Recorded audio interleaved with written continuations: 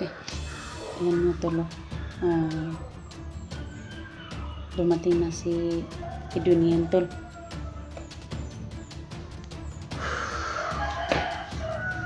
Update po ngayon mga tol na nandito po ako sa bahay tol. Kaya hindi ko in-speak mga tol na dumating na siya. Sige.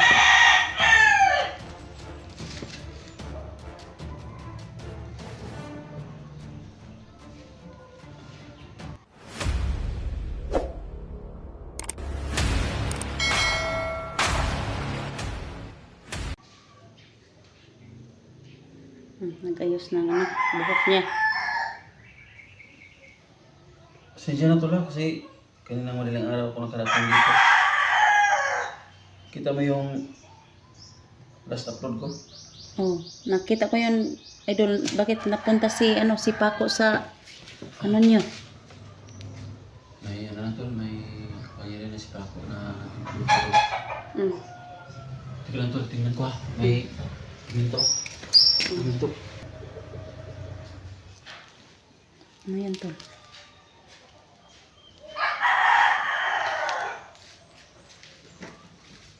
Ano yan? Bahay to, ginto. Bahay na dito, ginto.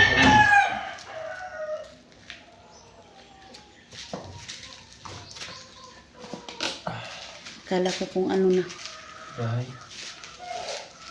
So, nakarinig ang gabi tol. Oh, may narinig ako kagabi mga tol, pero Nauna sa akin ng kaunti si... hindi ako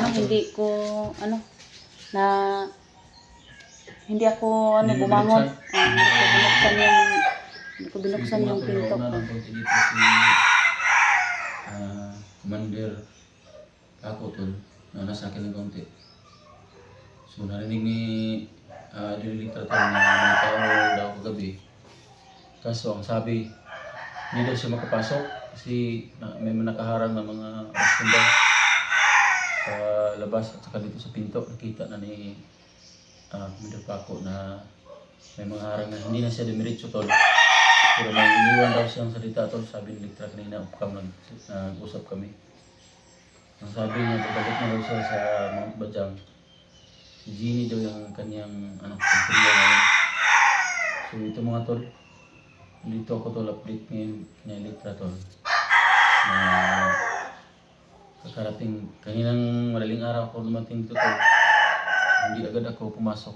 Chinik ko muna yung area tol. So okay naman. So si Janjan tol. Si Janjan. Dito sa loob ng kwarto. So yung anak mo tol, nandun pala sa mama mo? Ha? Pala dito yung anak mo, nandun sa mama mo sa yung anak mo? Oh, Kasi nandun. malapit doon sa eskwelahan. Oh. So si Janjan lang dito. Oh, Yung si baba mo Janjan. umuwi na. Oh, umuwi na. Ito, delikado yun ito. Matagal na yung umuwi yung papa. Pero ito si Janjan, gusto naman tayo ng kalagayan niya. Okay naman ang kalagayan ni Janjan Yung dito. sugat niya sa kwan. Wala na, naayo na. Salamat talaga tayo sa tubig balon to. Na talagang madali siyang makanotol, kakalawa na, makaayo. So yun tol. Plano na naman namin dito sa babalik na sa Mount Bajang tol. Sinsya na tol, maingay yung manok dito kasi yung yung tapat ng bahay sa likuran. Doon, dito. May mga manok lang itong pag-ihaw doon.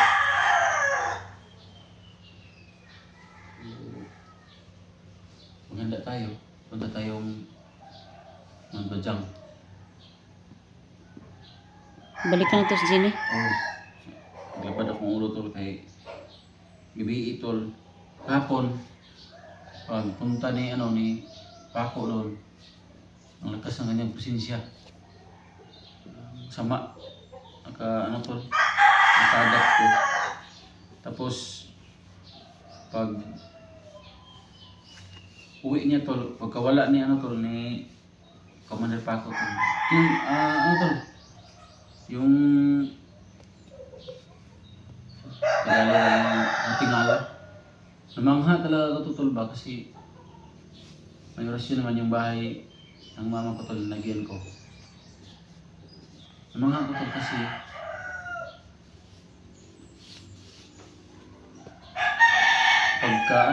paghawak ni Paco, nakita ko, nagtago lang ako ba? Nakamira ko lang yung pinaganan ko. Nawakan ni Paco yung pinto. Natumba siya, pagkatumba. Tapos pagkawala niya, pagbalik tol, baril na lang yung lumutang. Sabi niya tol, siya ay may kapangyarihan din ng kulto. So, mahirap ito tol, kalaban na din tol. Ang lakas. So, saan kaya tayo, hanap ng dagdag lakas tol para makalaban tayo kay Paco. Kailangan sure nating pumunta sa balon. Pero pag ganun tol, nag-comment kasi tol na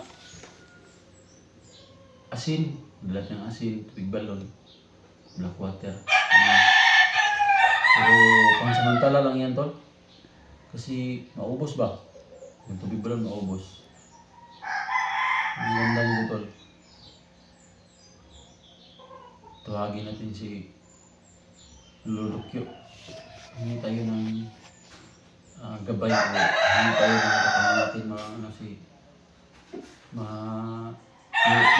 mapatay o malupig natin si Paco. Ganyan siguro.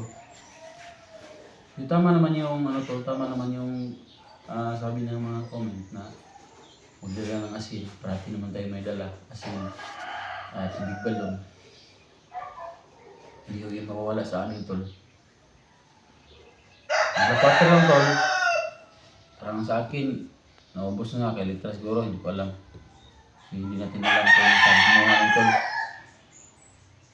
Johnny o hindi natin alam, pero ang tubig balon at saka asin tol, dito na, at saka may mga holy water pa kami dala. Pero tol, pansamantala, maubos yun tol eh. Gusto namin tol na makahingi ng payo kung paano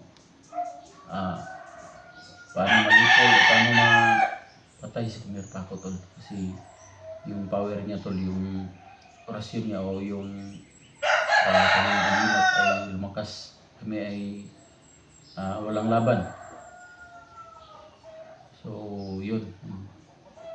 Kung punta tayo diretso sa tol, Mount Badyang. Mount Badyang, talagang wala tayong kalaban-laban kasi si Paco hindi na masyadong makita. Talagang nagtagulilong siya na Di kailangan natin pumunta muna tayo doon sa may tubig balon, tapos bago tayo pumunta na balik tayo ng Mount Badyang. Parang mahanap natin si Jenny. tawagin tol. Pwede rin tol, pero kung tawagin muna natin si Lulukyo, usapin natin, hingi tayo ng mga plano o gabay para tayo po ay may panlaban kay Kuya Paco kasi mahirap. Saka sa mga hunter dyan na baka hindi po, wala pong explore. Sana tol, tulungan niyo ko tol sa pag-rescue sa kapatid ko. Yung kapatid ko tol, hindi ko na alam tol. May mga comment tol na ilang araw na walang upload. So baka tol, pasensya na sila tol, baka nalubat tol, hindi nakauwi.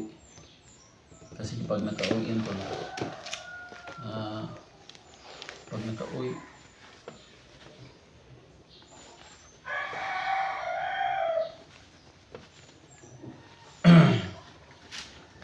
yun tol,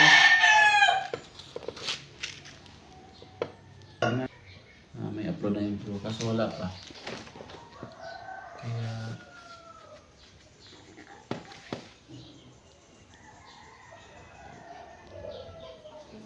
daming set ko pala tol.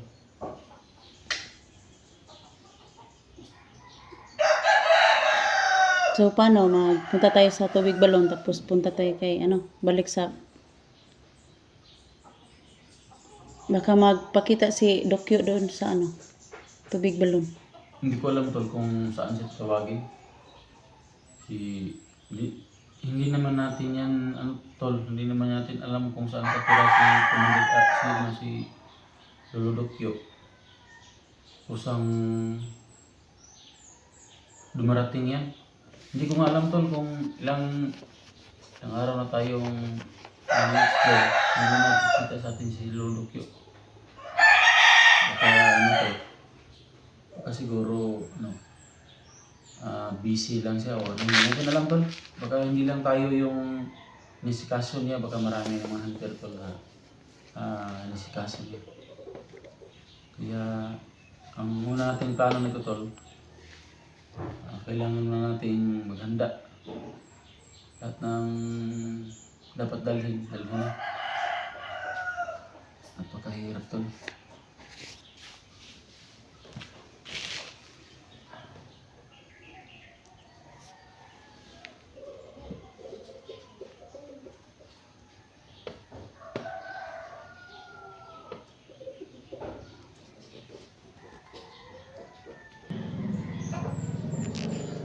Lapit pala ng kalsada yung bahay mo. Oo, nandyan lang po sa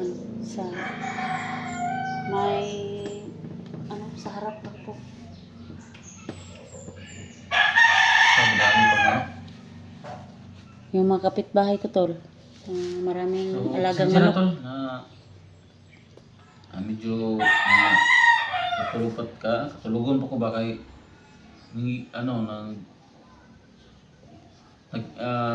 nagsimula ko punta dito kagabi tol. Mga 10 siguro yun, ng gabi. Tapos nakarating ako kanina dito mga alas 3. So, sa siguro tol, mga alas 11 siguro to sa nabot diri. Hindi kasi ako nakadating agad kasi sinicure ko na yung bahay ko muna. Lagyan ko muna lahat ng pati nga aso tol binigyan ko ng orasyon. Na kahit nasa malayo ako tol, karinig ako sa kanyang kahol. Kung bandido yung kinakahol niya. Lahat tol, pati pusa. Binigyan ko ng orasyon para secure tol. Malaman ko ba na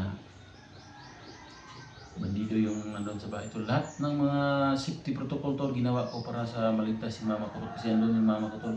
Saka yung kapatid ko. Saka papunta dito tol, malayo. Nasa 6 na oras. Pinakamabilis na. Kaya gabi na ako nakarating dito. Hindi lang ako nagbibideo papunta dito tol kasi sayang yung battery ba, baka malubat. Kaya buti na lang tol, hindi ako kasi kagabi may narinig ako ng maingay ba. Kaya hindi ko nagbukas ng Pag pinto. nandito sa bahay ka tol, Pero yung yung pinto ko, nilagyan ko naman yan na orasyon. Tsaka bintana para hindi sila makaakyat.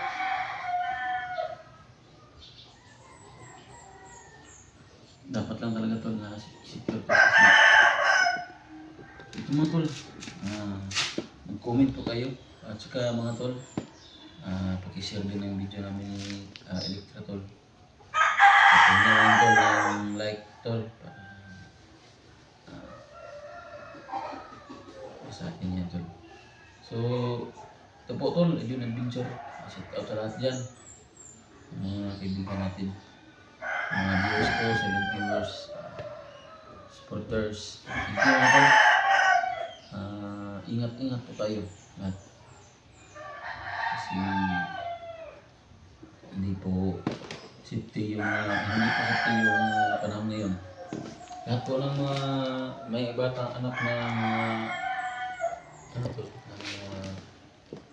yung nasa mga 13 to 14 na ganyan, bantayan niyo po ito kasi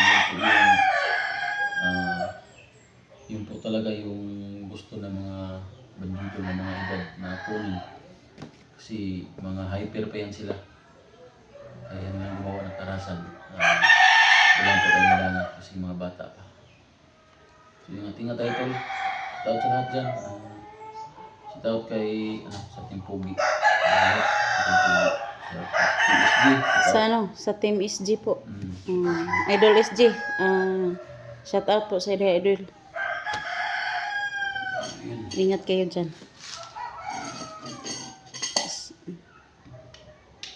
Sa lahat ng mga supporters ko, no, at saka silent supporters ko, shout out po sa lahat, no. Sa lahat ng nagme-message sa akin, no, maraming salamat po na sa ngayon po dumating na si Edwin dito, nagpahibalo na si Paco nandun sa kanilang bahay po, mga tol. Sundan ako doon. Hindi ko alam kung bakit sundan ako. Pero kagabi po, mga tol, may narinig po ako dito sa aking paligid, tol, na maingay, pero hindi po ako nagbukas ng mga pinto at saka bintana. Kaya ano lang ako, parang nakikinig lang ba.